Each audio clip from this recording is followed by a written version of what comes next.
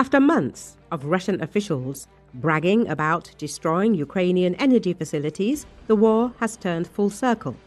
Russia is now tasting its own medicine, as massive Ukrainian retaliation strikes on critical energy infrastructure has plunged entire Russian regions into darkness.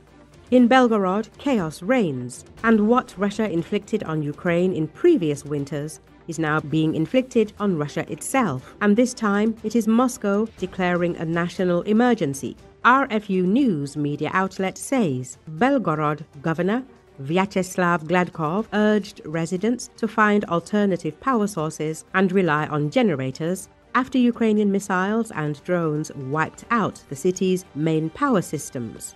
But the order borders on absurdity. Due to Russia's worsening fuel crisis, local authorities have simultaneously prohibited citizens from filling jerry cans with gasoline, the very fuel these generators run on. Panic spread quickly as residents realized there was no backup plan or realistic solution coming from the government. Gas stations were ordered to conserve supplies for critical infrastructure only, leaving civilians trapped in the dark. The crisis began after a wave of Ukrainian strikes against Belgorod's energy network. Locals reported loud explosions followed by immediate blackouts as Ukrainian drones first hit key transformers throughout the city. Within hours, another barrage hit the Belgorod thermal power plant, leaving 40,000 people without electricity. Footage shows the Luch power substation engulfed in flames, with emergency services unable to contain the fire. RFU News says Kursk region soon followed as Ukrainian drones hit transmission lines, causing widespread outages. Ukrainian official Andriy Kovalenko confirmed both Belgorod and Kursk were without power, as the Russians just received what they were looking for. President Volodymyr Zelenski has warned for weeks that if Russia resumed its winter terror campaign on Ukrainian energy infrastructure, Ukraine would strike back in kind, and Russians would feel the same in their cities, even if it meant blackouts in Moscow itself. The Russian military and political command ignored the warning, and now the results are evident. Chief of the Ukrainian General Staff, Andriy Kovalenko, reinforced the message, stating that Ukraine will find the means and the weapons to carry out proportional retaliation, regardless of distance or Russian air defenses. The Ukrainian counterstrikes didn't stop at the border. For several consecutive nights, Ukrainian drones and missiles hit power facilities deep inside Russia, demonstrating both reach and precision. In Bryansk region's Klintsy, a thermal power plant erupted in flames after a combined strike. The explosion captured by locals and shared widely online. In the Vladimir region, a 750 kilovolt substation, a critical node in central Russia's energy grid, was disabled. In Ilyanovsk, the 500 kilovolt Feshkama substation was struck by multiple drones, causing cascading power failures across the region, RFU News says. The attack on Samara's Kinel-Cherkasy substation followed, knocking out another major link in Russia's interconnected grid.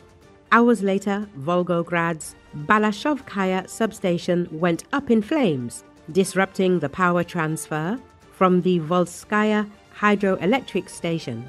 The strikes reached as far as Nizhny Novgorod, where 6 Ukrainian long-range drones reportedly hit a key energy facility, cutting power to over 200,000 residents and shutting down industrial zones, with even mobile phone networks collapsing. When the region's governor called the communications and electricity blackout a healthy detox, residents responded with fury, accusing local authorities of lying and avoiding the problem, while their homes froze and their businesses shut down.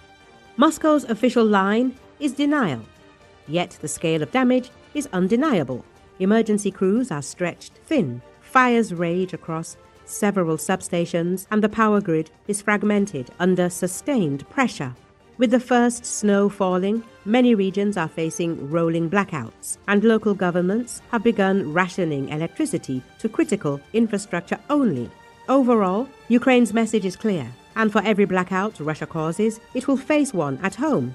This winter, the tables have turned, as Ukrainian domestically produced long-range drones and missiles are now able to strike hundreds of kilometers into Russian territory with a precision and consistency it did not have in previous years.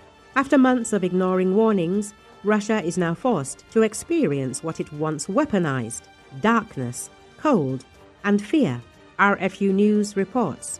As Russian officials declare an energy emergency and struggle to restore power, Ukraine has transformed from a victim of energy terror into a master of retaliation. The lights may be out in Belgorod, Kursk, and Novgorod, but surely Moscow may follow soon.